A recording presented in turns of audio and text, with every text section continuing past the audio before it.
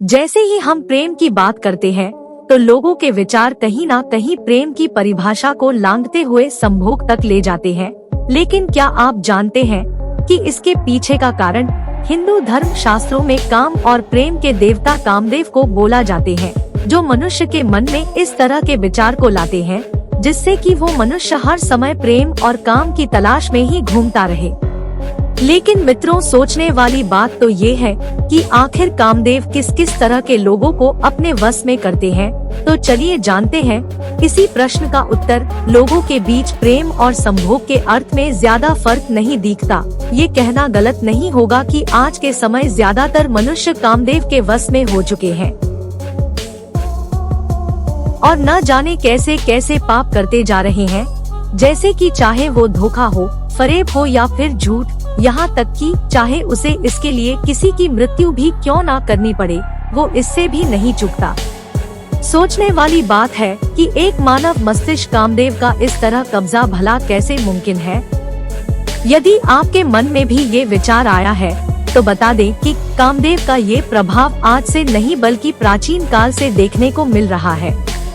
यहाँ तक कि इनके असर से स्वयं देवता महावीर और स्वयं हमारे देवों के देव महादेव भी हो चुके हैं। तो आइए महादेव की एक कहानी जानते हैं। शिव पुराण में वर्णित एक ऐसी कथा जिसमें कामदेव ने देवों के देव महादेव को भी अपने वश में कर लिया था।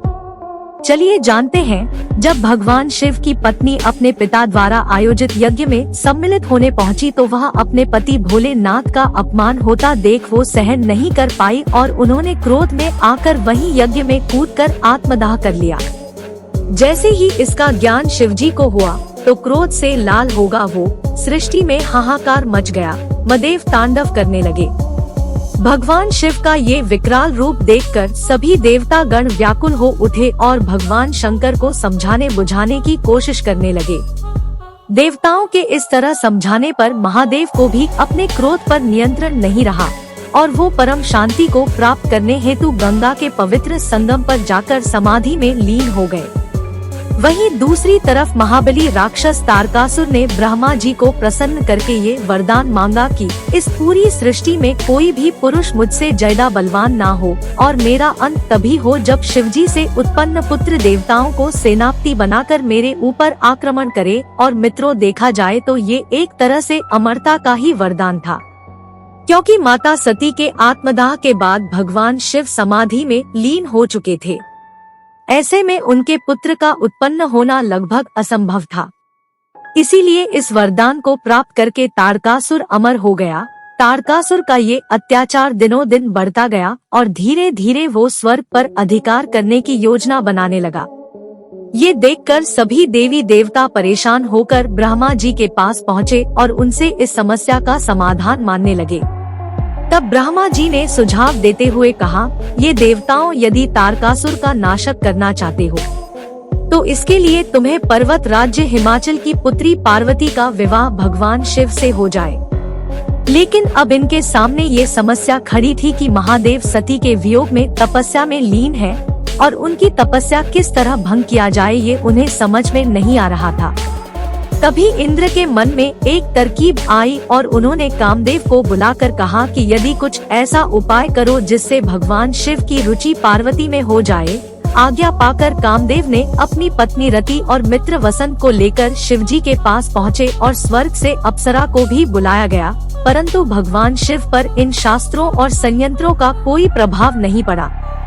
अंत में कामदेव ने स्वयं भोलेनाथ को जगाने के लिए खुद आम के पेड़ के पत्तों के पीछे छिपकर शिव जी पर पुष्प बाण चलाया और ये पुष्प बाण सीधे भगवान शिव के हृदय में लगा और उनकी समाधि टूट गई। अपनी समाधि के टूटने के कारण भगवान शिव बहुत क्रोधित हो गए और उन्होंने अपने ललाट के मध्य में स्थित तीसरे नेत्र के तेज से कामदेव को जलाकर भस्म कर दिया। अपने पति कामदेव को भस्म होता देख उसकी पत्नी रति विलाप करने लगी। रति की ऐसी हालत देख सभी देवता महादेव से उसका ये दुखद दूर करने की प्रार्थना करने लगे।